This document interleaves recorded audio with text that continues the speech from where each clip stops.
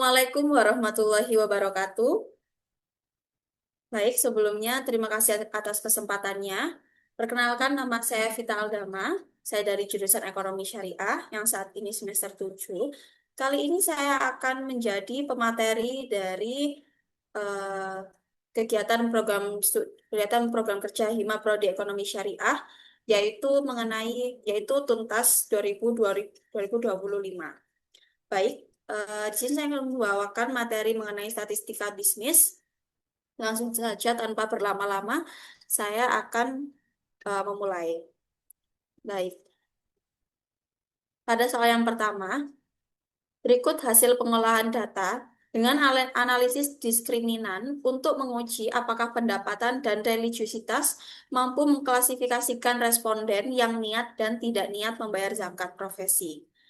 Baik, sebelumnya kita eh, kenalan terlebih dahulu mengenai diskriminan analisis ini merupakan alat multivariat yang digunakan untuk mengidentifikasi beberapa variabel bebas, maksudnya independent variable, yang dapat menjadi pembeda atau diskriminator terbaik dari kelompok variabel terikat, dependent variable. Di sini kita disajikan data dari diskriminan analisis. Di sini menggunakan dilihat dari Wilks lambdanya. Untuk soal yang pertama, ujilah bahwa pendapatan religiositas mampu mengklasifikasikan niat membayar zakat profesi.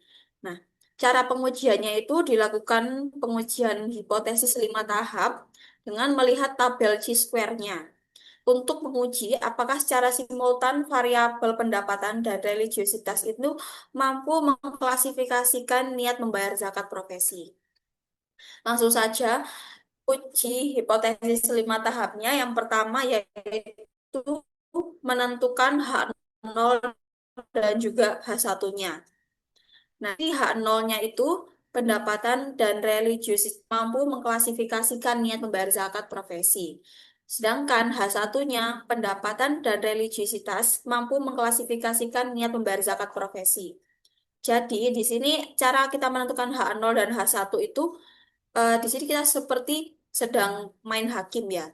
Nah, hakim menentukan suatu masalah itu dilihat dari H1-nya. Kalau di diskriminan analisis yang Wilks Lambda, hasil pendapatan dan religiusitas mampu mengklasifikasikan niat membayar zakat. Nah, membayar zakat profesi. Otomatis H0-nya itu yang awalnya H1 mampu, H0-nya menjadi tidak mampu. Nah, lalu untuk uji hipotesis 5 tahap yang kedua, itu menentukan level of significance. Level of significance sendiri, di sini kalau nggak diketahui di soal, itu langsung aja ditulis 0,05. 0,05 di sini dengan rumus chi-square-nya itu dilihat, ini chi-square ya, X pangkat 2 itu tabel chi-square. Dilihat 0,05 dan juga DF-nya dari Wilks Lambda. DF dari Wilks Lambda-nya itu 2. Nah, otomatis di tabel ini, tabel chi-square, kita melihat di DF-nya yang 2, terus level of signifikannya 0,05 itu yang ini ya, 0,05. Jadi hasilnya level of signifikannya itu, oh sorry, ini tabel chi-square. DF-nya kan 2, diketahui dari Wilks Lambda-nya. Terus di sini kita lihat dari tabel chi-square-nya yang alfa 0,05 itu diambil yang ini berarti 5,99. Seperti itu caranya. Terus kriteria pengujian H0 diterima itu apabila tabel chi-square hitungnya, apabila nanti hasil chi-square-nya itu kurang dari sama dengan 5,99. Itu kalau H0 diterima. Tapi kalau H0 ditolak, itu tabel chi-square, hasil chi-square-nya nanti, hasil hitungannya, hasil statistikanya itu lebih dari 5,99. Nah, di sini kita lihat chi-square-nya berapa? Chi-square-nya 25,695. Jadi, pada X hitungnya 25.000, sorry, 25.000, 25,65695 itu lebih besar dari 5,99, atau signifikannya itu 0,0 dari ini yang ditabel. Bila dari signifikan Wilks lambda kurang dari 0,05. Nah, berarti di sini menunjukkan bahwa H0-nya itu ditolak.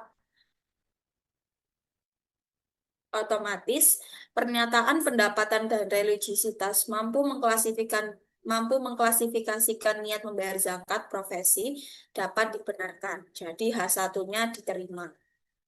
Seperti itu.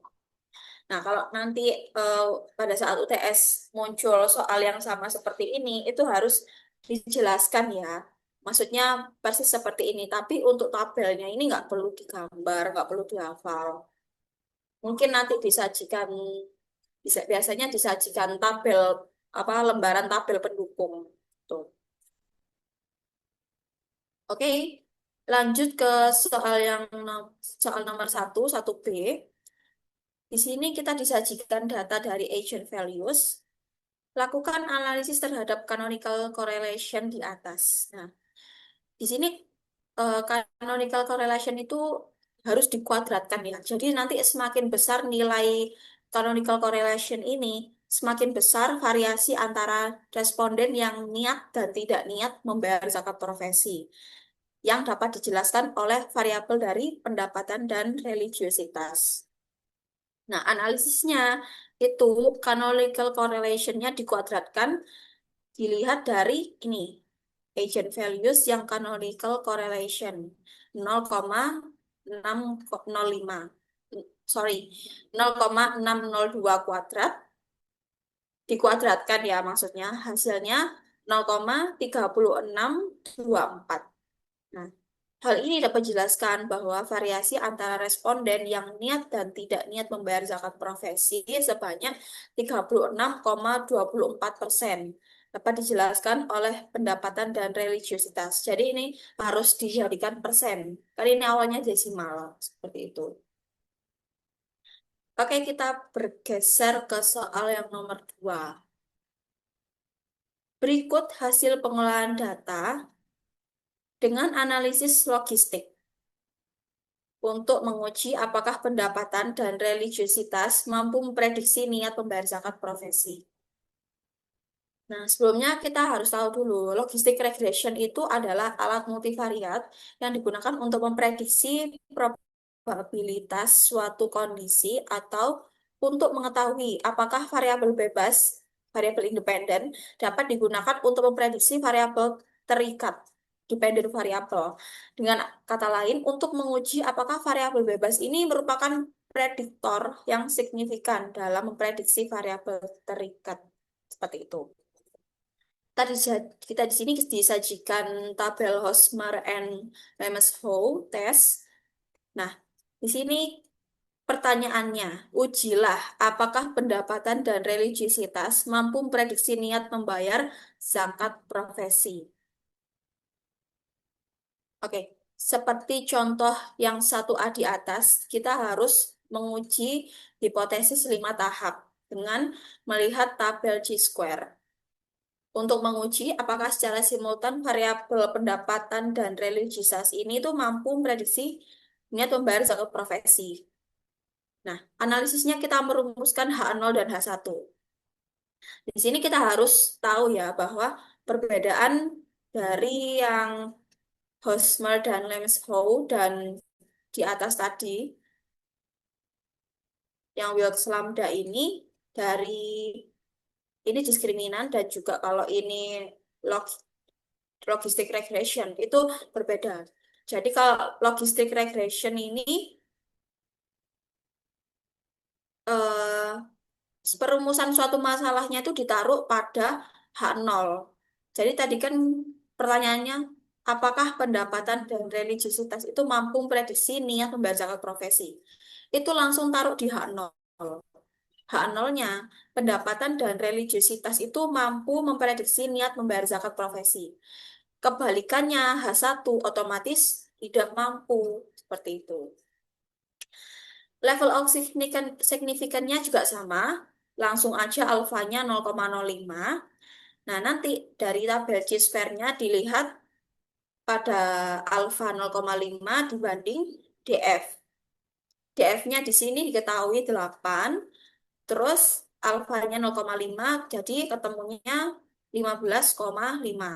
Nah, di sini sama kayak tadi ya. Kan DF-nya 8, terus alfanya 0,05. Jadi dapat kita tarik di sini hasilnya 15,5. Seperti itu. Nah, lalu untuk kriteria pengujiannya sendiri, H0 diterima apabila X hitungnya itu kurang dari sama dengan 15,5. Kalau H0-nya H0 ditolak, itu X hitungnya lebih dari 15,5. Seperti itu. Nah, hasil dari X hitungnya itu sebesar 5.142. Dari mana? Dari tabel Hosmer and Lemeshow test. Sini ya. Eh, sorry, sini. Chi-square-nya. 5.142. Nah, 5.142 itu lebih kecil dari 15,5. Jadi, kalau lebih kecil sama dengan H0 diterima seperti itu. Atau signifikansinya 0,742 itu dari tabel Hosmer and Lemeshow. Sini signifikannya 0,742 itu kan lebih dari 0,05. Jadi kesimpulannya H0 diterima. Harus dikasih penjelasan ya. Jadi pendapatan dan religiositas ini mampu memprediksi niat membayar zakat profesi. H0 diterima. Itu. Nah, pokoknya jangan lupa kalau misalkan logistik dan juga diskriminan, perbedaannya itu terletak di suatu permasalahannya. Kalau kalau diskriminan yang atas ini terletak permasalahannya itu ditaruh di H1. Tapi kalau logistik ditaruh di H0 di bagian Hosmer and Lemeshow test. Hasil tesnya itu. Terus kita bergeser ke soal B. Lakukan analisis terhadap Nagelkar R-square di atas. Nah, cara analisisnya ini, Nagelkar R-square-nya itu semakin besar, semakin tinggi nilai Nagelkar R-square, semakin besar kontribusi bebas dalam memprediksi variabel terkait. Jadi semakin besar kontribusi variabel independen yang bebas memprediksi variabel terkait tadi. Analisisnya ini dilihat dari Nagelkar R-square-nya itu yang ini 0,602 yang artinya langsung dijadikan persen 60,2% niat membayar zakat profesi mampu diprediksi oleh pendapatan dan religiositas seperti itu. Yang B ini hampir sama kayak yang 1B tadi. Nah, lalu yang nomor 3 ini sangat mudah ya.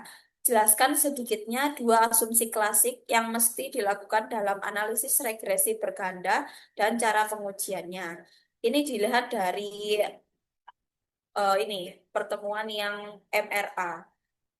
Nah, nanti dari analisis regresi berganda di modulnya tadi itu ada beberapa tahapan pengujian. Nah, di sini eh, dua asumsi klasiknya itu ada uji normalitas dan juga multikolenialitas. Nanti kalian tinggal nambahin aja dari uji normalitas itu kayak gimana, terus uji multikolenialitas itu kayak gimana.